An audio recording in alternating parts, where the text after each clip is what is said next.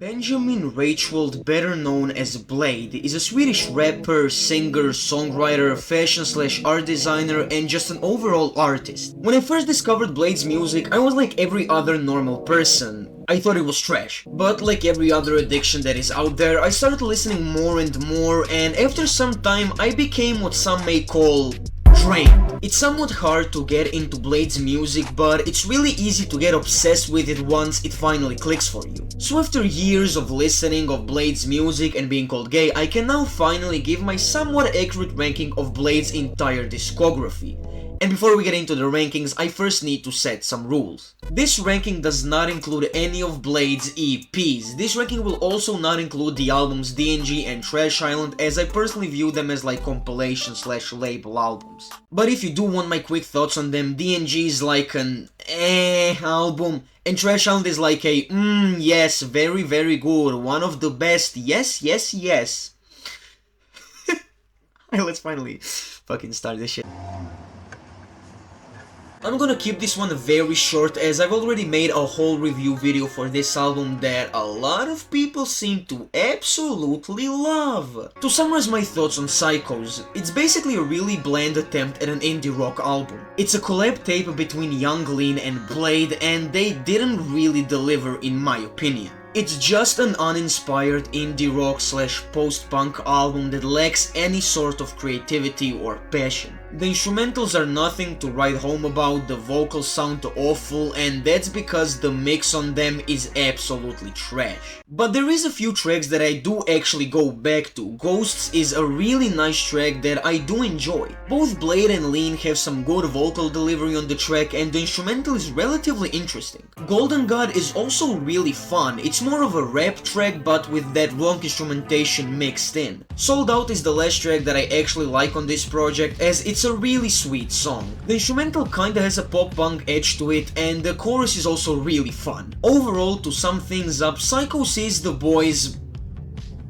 sees mainly Bladee take on a different approach to music that doesn't pan out at all in my opinion. Psychos is just a really boring and uninteresting album. It's just some basic ass indie rock that doesn't try to do anything different. It's a cool experiment that I do admire but don't enjoy, and that's why Psycho sadly ends up as the worst Bladee album in my opinion.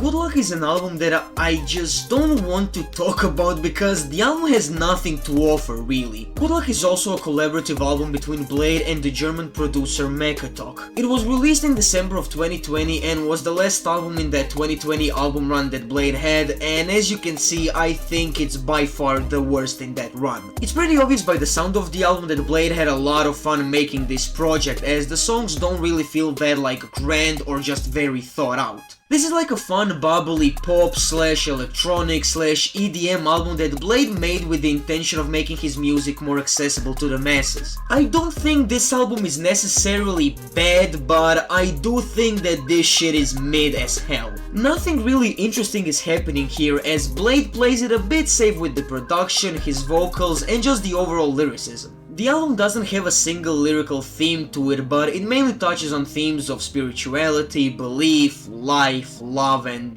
stuff like that. I'm not a big fan of the production on here either, as I don't really like this pop/EDM fusion in music usually, and Blade's almost dead and monotone vocals don't really help this thing out either. Bladee doesn't really fit on these types of instrumentals in my opinion, with his autotune and in this case deadpan vocals. Someone with a more engaging performance could have done a better job with his Makatok instrumentals, but not Bladee. I guess drama is the big highlight of this project, and the Charlie XCX remix is also amazing. Other cool songs on here are the really soothing intro, which is called Intro.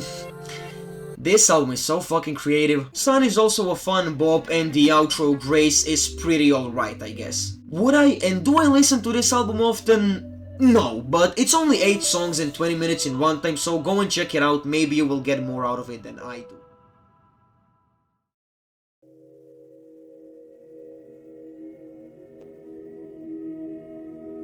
I know it's lower on the list, but I still really like this album. With 333, we officially entered the part of Blade's discography that I like. From this album on, I really enjoy every album that is on the list. 333 is one of Blade's most experimental albums to date. I really like the production for the most part, as it's really ethereal and like hard-hitting in like a weird way. The production is handled really delicately and I really like the progression on some of these tracks. The genre blending on here is crazy impressive. There is the usual trap beats, but within all these songs you can find elements of art pop, electronic music, hints of indie rock, and even sprinkles of folk instrumentation all throughout this entire project. Blade's vocals are also really good when they hit on this album, but when they don't hit, they are hideous to listen to. On songs like Hundreds and Oh Well, I actually can't stand Blade's vocals and his delivery. That may be a hot take, but I stand by that. I don't care. Other songs like Only One and Swan Lake are just so forgettable to me, like I couldn't even tell you how Swan Lake sounds like, it's such a nothing song. But besides those 4 misses that I mentioned, this album is filled with fun and trancy tracks that are really fun to listen to. For an example, the intro Wings in Motion is one of Blade's best tracks ever. The songs Mean Girls and It Girls are also massive bangers in the tracklist. Reality Surf is the hit of the album, which is reasonable as it's one of Blade's most unique songs he's ever dropped. But to summarize this pretty good album in one sentence, 333 is like watching an atheist become a Christian.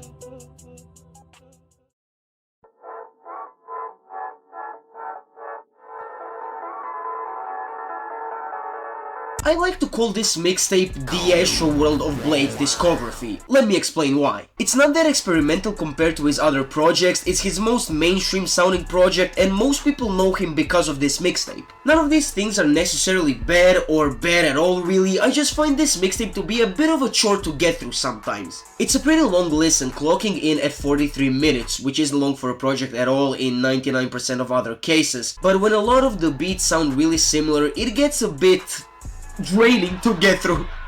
I'm a comedy genius. Rip Squad did a great job on a lot of these beats, but after some time it gets a bit samey for my liking. Songs like Inside Out with Lean and Cartier's God Icedancer Intermission are still, after so many listens, just non-starters for me. I know people really like those 2 songs in particular, but I just don't get the hype. This is also the last Blade project that lyrically isn't focused on that spiritual mumbo-jumbo that Blade would become synonymous with after 2019. So a lot of the lyrics are still rooted in that emo rap style that Blade helped to pioneer early in his career. I know it sounds like I'm hating on this project, but I actually really like it once you get past some of these tracks and minor complaints. There is so many iconic Blade songs on here that it's hard to name them all. Be Nice to Me is the huge smash of the mixtape, and for a good reason. Side by Side is such a banger track that needs to be played at my wedding. Frosty the Snowman is such an iconic track for me and one of my friends that it became an inside joke between us. The song is still amazing, don't get me wrong. Malhor Freestyle is iconic and that bounce sound effect is generational. Waster is like a top 5 all-time Blade song for me, as it's one of Blade's realest songs and one of his most emotional songs ever. The beat is insane, Blade's vocal delivery is very unique and creative, and the lyrics are so sad and honest it's kinda hard to listen to. Icedancer is sure a classic culturally, but I don't think it's that good of a project, honestly.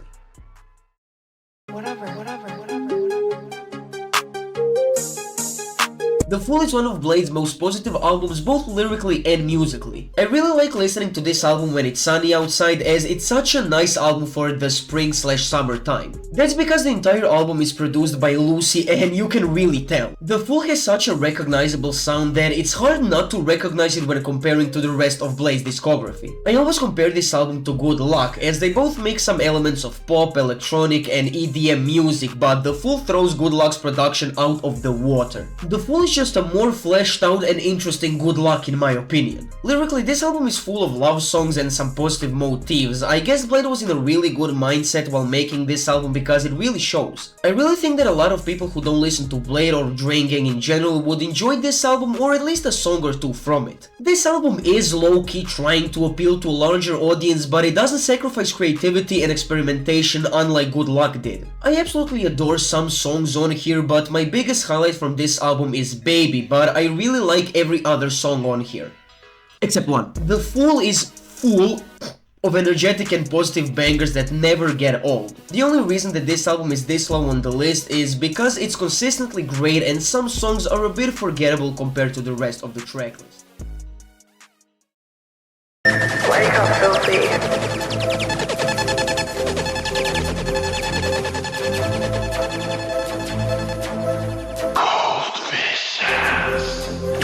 Cold Visions is the latest project that Bladee has released as of me making this video, and it's great. This mixtape is like a combination of the new Bladee and the old Bladee. Pretty much every artist that Bladee has ever worked with appears on this album. We have beats from Young Sherman, White Armor, Filthy, Lucy, Skrillex, and many more producers that are prevalent in the underground rage scene. The sound of this album is very rich as it mixes the sounds of thread and rage in such a cool way that you can only find on a Bladee album. The feature list is also stacked as there's like 5 lead features, a Thai-boy feature, and even a Black Ray feature, which is very nice to see as he kinda pioneered the whole thread sound. But the real highlight of this album is so easily Bladee as he's on top of his game here. His flows are great, the lyrics like always are memorable, funny, and at some points even depressing. But my favorite thing about this album are Blade's vocals, as he so seamlessly switches between his more monotone voice to his more angry voice and then to his more high-pitched voice. It's so cool to see that all of his vocal styles are on this project and that they sound better than ever. It really gives me hope for future Bladee releases, if there will be any, as it shows that Bladee is on top of his game vocally and lyrically. The only reason this album isn't any higher on the list is that there are no really high points, as a lot of these songs are 2 minutes long and are just in and out bangers. Don't get me wrong, there is some absolutely outstanding tracks, but the others are just good to great. My main problem that I have with this project is that the songs are almost too short. If some songs were more fleshed out and longer, I would enjoy this project even more. I really wouldn't have a problem if this thing was 20 minutes longer, maybe a hot take, but I stand by it. By this, Bladee will have even more time to get some of his points across, as some songs are too short for Bladee to flesh out the lyrics, as there are some really deep songs on this album, especially on the second half of the project. Overall, Cold Visions is a great release from Bladee that shows that he still has it in him to make a great album if you ever doubted him, which I don't see how you even could. And go listen to the song Can't End on a Lost Outro and try not to cry.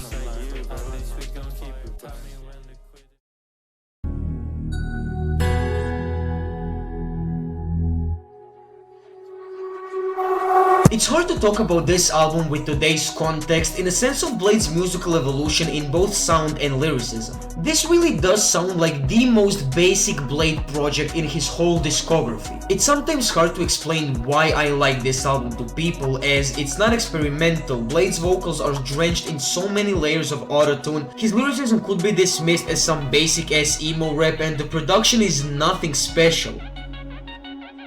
But it all works! This album is so catchy and memorable and weirdly comforting. The whole album is produced by White Armor, which some people don't like. The main criticism of this album is that the beats sound the same and that Blade's vocals are just not good here. I personally don't find issues with any of those criticisms, but maybe that's because my ears have adjusted to Blade's robotic vocals. Anyway, there's a lot of bangers on this album. This tracklist is full of fun, energetic trap bangers with catchy hooks and melodies. Bladee put crack in some of these songs, because tell me how I know the entirety of Obedient and For You and I don't listen to this album like that much. It's remarkable just how simple this album seems, but simultaneously how interesting it is. I like a lot of the lyrics on this album, as sometimes I really relate to them, like a lot. Of course there is some cryptic Bladee lyricism, but for the most part Bladee keeps it relatively simple. Even the non-drainers could enjoy this album if they get past the repetitive beats and Blade's AI generated vocals. Songs like Puppet Master and Fake News could bring a grown man to tears, while tracks like I'm Goofy and Decay could maybe even be played at a function. I really think this album is a hard pill to swallow, but if it does go down smoothly, it will definitely cure some of your problems. I did not cook with that shit.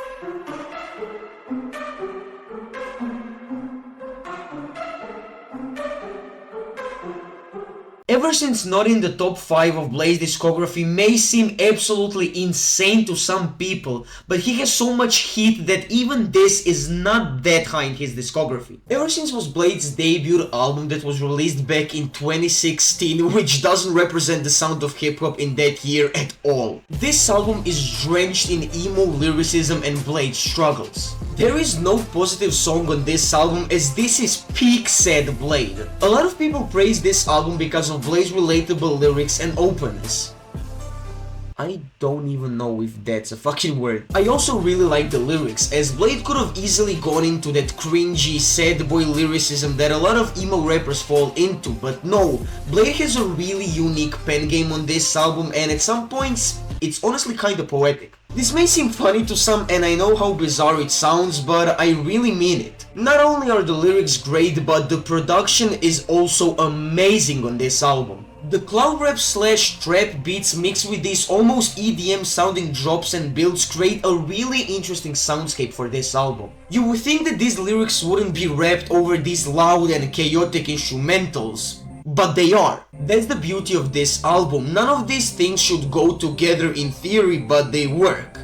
And not only do they work, but they actually go together perfectly. Who Goes There is a song that could be performed at a festival because the drop on the song is nuts and it's probably my favorite song on the album. Love Note is probably the best written track on the album and the instrumental is also sick. X'd Out, for an example, has some sick ass drums and some pretty great synth work. Sugar is the most well-known song on the album and I think it's pretty well deserved. The instrumental is pretty hard-hitting but also filled with some amazing atmospheric ambient work. Also, the chorus is catchy and anyone could remember it after a few listens. Risk Cry is one of my personal favorites on here as I really like Blade's defeated vocal delivery and the instrumental is so satisfying. Skin is a really fitting outro for the album and is probably the most grounded song on the project. I get why some people have this album in their top 3 of Blade's discography, but I just prefer some of his other projects, that's really it.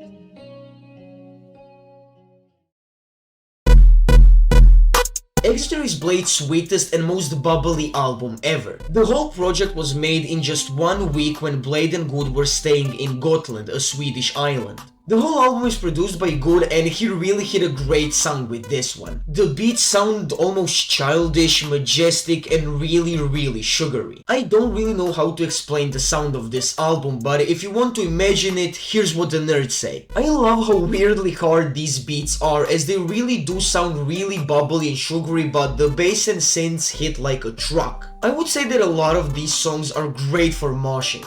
Blade's vocals are really great on this as he sounds like an actual human on a lot of these tracks. The lyricism here is heavily focused on love and relationships. Not in like an Eversince way of I can't find love, I'm gonna drain my life, but more in a hopeful and a positive way. Blade sounds like he isn't yet at a happy place, but he definitely sees the light at the end of the tunnel. This album sounds hopeful. Blade seems like he knows good things are coming his way and the music perfectly represents that. It's just how the album makes me feel, but I really encourage you to go and listen to this thing as it's only 18 minutes long. There is also 2 echo features, so you already know that this shit slaps. There really isn't a lot to say about this project other than it's full of bubbly trap / hyperpop bangers with some great lyrics and even better vocals.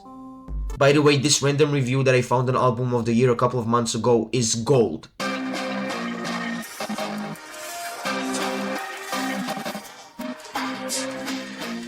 I swear some of y'all act like this album doesn't even exist. I vividly remember the day this album came out. On the same day, Kid Cudi dropped Intergalactic and Freddie Gibbs dropped Soul Soul separately, and my goofy ass still decided to listen to Blade's album first. And I don't regret that decision. I view Spiderr as Blade's most underrated album because no one talks about it and it only released 2 years ago as of me making this video. Spiderr is a great showcase of Blade's skill range and experimentation. There is a drill song, a pop-punk song, a hard-hitting experimental trap song and a song that is sung in Mongolian all in a 5-track run. I don't see why people don't care for this album. There is so many fun and creative concepts and ideas on this album that I'm just fascinated by. It's Blade's most all over the place album sonically, as every other Blade album has a certain style and sound to it, but Spiderr is truly all over the place. I like how Blade uses his voice on this album, as he switches his vocal inflections a lot. On a song like Blue Crush Angel, Blade's voice is very quiet and subdued, but on something like Ha Ha, Blade is having a panic episode with his vocals. And lyrics. Blade lyricism is also in peak form here, as he has so many relatable lines and just overall song topics. I really love Blade's approach to writing, as he can keep it simple and to the point, but I really like how he purposely makes his lyrics cryptic and sometimes even nonsensical. He really motivates you to dig deep, to try and find some meaning for his lyrics and to truly understand what he's trying to say and portray through his pen game. Also, have I mentioned that the production and the overall sound of this album is insane? Spiderr will forever be an album that I protect with my whole existence, as I truly think that people still haven't noticed how out of the box and creative this project really is.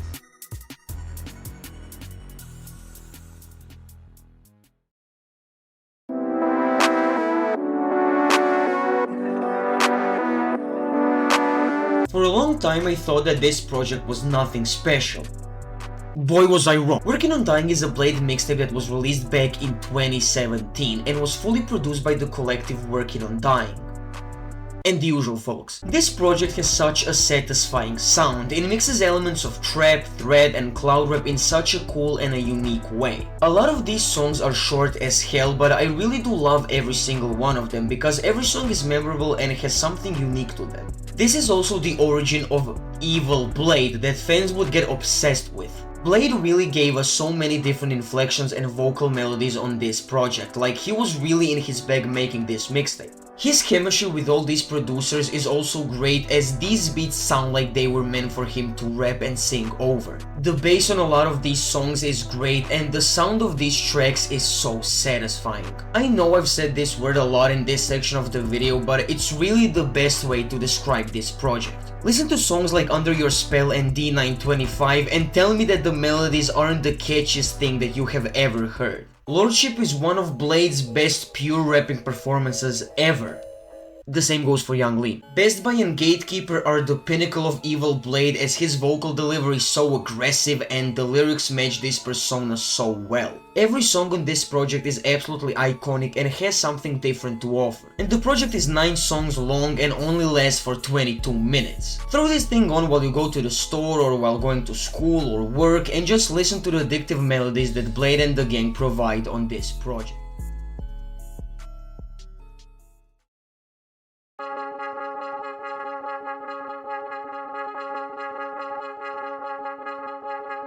Blade and Echo's collab album Crest is honestly just pure bliss. On this project the boys go into more of a art pop slash synth pop sound, and I swear this album is the soundtrack to heaven. The beautiful and lush instrumentals create such a large and blissful soundscape for the boys to rap and sing over. I really think that this is one of the best and most forward-thinking albums of the 2020s so far. Huge shout out to White Armor for solo producing this whole thing, as he really showed his skills and capabilities as a producer on here. This album is also mixed to perfection, everything sounds so clear and crisp. Blade and Echo also make the absolute most with these beats. Also, no one really outshines each other, which is a crucial thing for a collab album. Everyone absolutely pops off on this thing. The vocals on here are beautiful and the lyrics are also creative as hell. When you start to dig deep into these cryptic and hard to understand lyrics, you will find out that the boys kinda turn into Shakespeare on this project. Not a single bad line, song topic or cadence here. Every minute,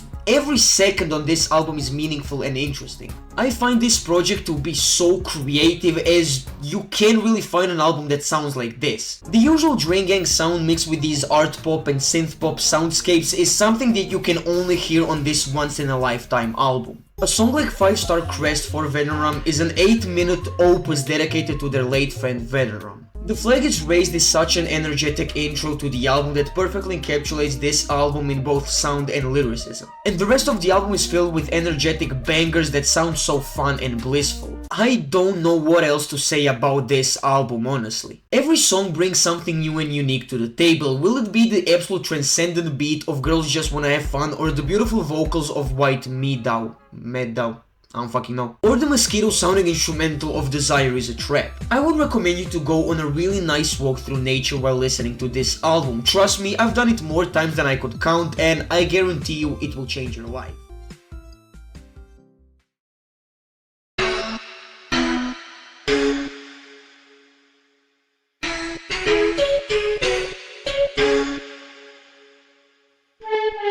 Blade's first mixtape that was released all the way in 2014 is, I think, still to this day his best and his most creative project to date. I've already made a whole video on this project, but I will quickly summarize my thoughts on this project here. Gluee is the pinnacle of cloud rap, and not only is this a cloud rap project, but it also mixes influences from other genres like trap, alternative R&B, experimental, electronic, and also a tiny bit of hyperpop. It's very clear from the start that this project is very rough around the edges, as the mixing is like awful. But I honestly think that helps this mixtape a lot, as if it was mixed more clearly, it would lose its unique sound and vibe. Blade's vocals also sound very bad on pretty much every song here, as his autotune is sometimes even in the wrong key and his singing voice is yet to even be found.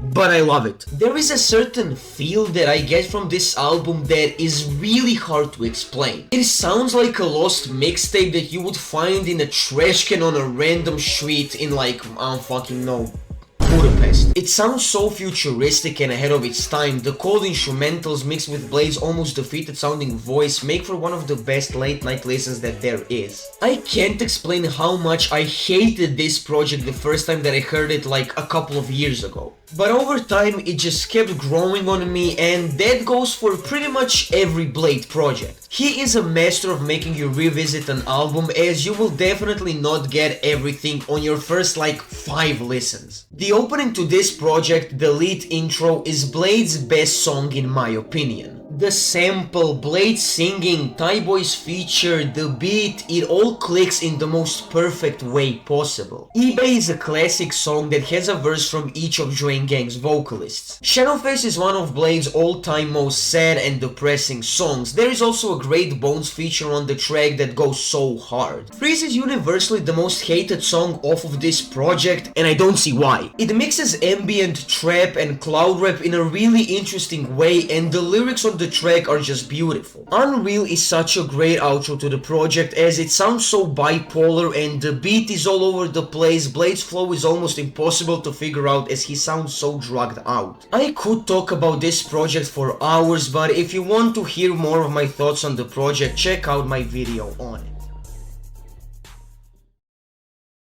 Blade is one of my favorite artists ever, and over the years I've grown to love his music and the music of his friends. Because of him, I've learned about Echo, Thai Boy, Lean, Good, White Armor, and a lot of other artists. Their whole aesthetic and sound has inspired me in so many ways. Their music has also helped me through some tough times and helped me to be more of myself. I will forever be grateful because of that, as their whole collective is like a once-in-a-lifetime thing. Blade may seem like a joke or a total goofball to many, but I really do think that there is real artistry and meaning behind his mysterious and sometimes silly persona. He is unapologetically himself and doesn't really care what others think about him. You can really tell that he sticks to his roots and really cares for his art and fans. Blade is, in my opinion, a genius in so many ways, which is maybe crazy to say, but I stick by that. I will always love his music, and shout out to Sweden, shout out GTBSG, shout out to Drain Gang, shout out to Sad Boys, and shout out to the Drain Gang CEO, Blade. Subscribe, thanks for watching, and bye!